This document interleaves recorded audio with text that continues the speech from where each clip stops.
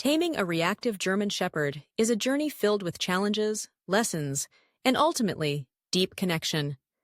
If you've ever lived with a dog who lunges, barks, or growls at the sight of strangers, dogs, or even passing cars, you know the stress and embarrassment that can come with daily walks or guests at the door. But this story is about more than frustration. It's about patience, understanding, and the power of commitment.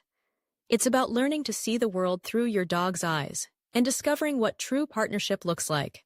When I first brought my German Shepherd, Max, home, I knew he was intelligent, loyal, and eager to please.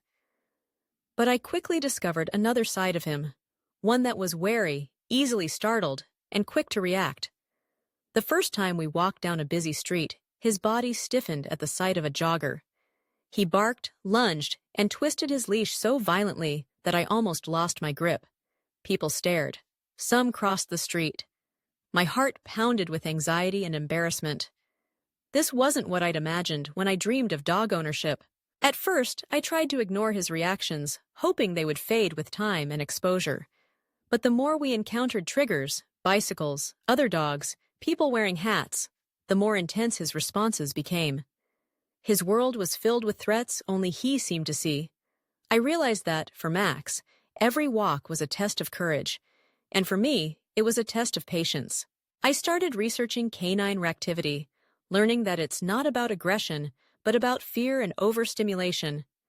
German Shepherds, bred for their alertness and protective instincts, can be especially prone to it if not properly socialized. I read stories from other owners, watched training videos, and consulted with a professional dog trainer who specialized in reactive dogs.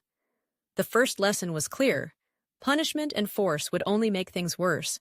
What Max needed was trust, structure, and positive associations. The training began with the simplest of steps, learning to read Max's body language. I watched for the subtle signals, ears tilting forward, eyes widening, tail stiffening. That told me he was becoming uncomfortable. By catching these early signs, I could intervene before his emotions tipped into full-blown reactivity. I learned to carry high-value treats and reward him for calm behavior. Even if it was just a glance in my direction when a trigger appeared, we practiced "look at me," teaching Max to focus on my face instead of the scary world around him. At first, he could only do this from a distance. If another dog passed within 20 feet, he was already too aroused to listen. So we worked at a distance, slowly, rewarding every small success. Progress was not linear. Some days felt like setbacks, when a sudden noise or an off-leash dog would send Max into a frenzy.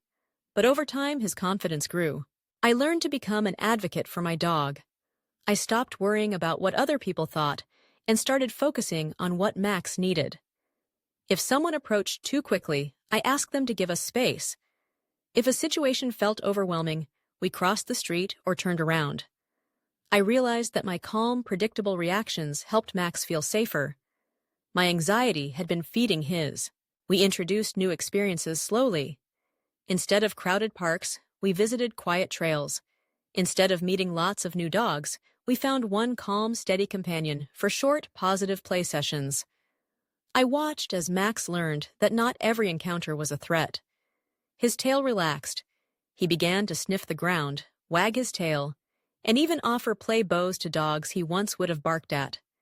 These moments felt like small miracles. Inside the house, we worked on impulse control. Max learned to wait at doorways, to settle on his mat, to trade toys and treats without a fuss. Structure and routine gave him confidence.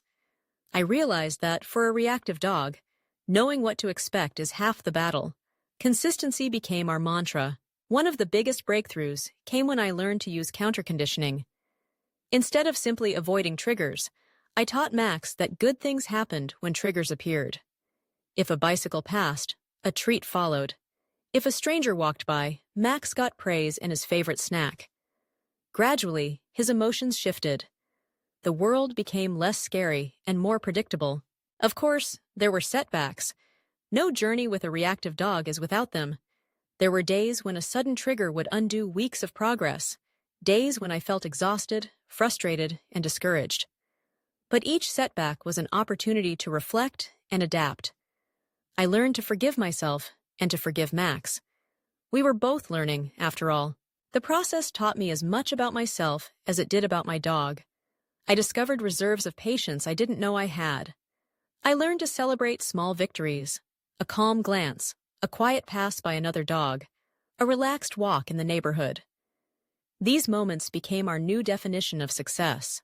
As Max improved, our bond deepened. He began to look to me for guidance, trusting that I would keep him safe. Our walks became less about managing crises and more about exploring together. I noticed how he would check in with me, his eyes soft, his body loose. The world, once filled with threats, became a place of curiosity and adventure. I also learned the importance of community. Connecting with other owners of reactive dogs gave me a sense of solidarity. We shared tips, encouragement, and, most importantly, understanding. There's a unique camaraderie among those who have walked this path, who know the struggle of celebrating what others might see as ordinary. For us, every peaceful walk is a triumph.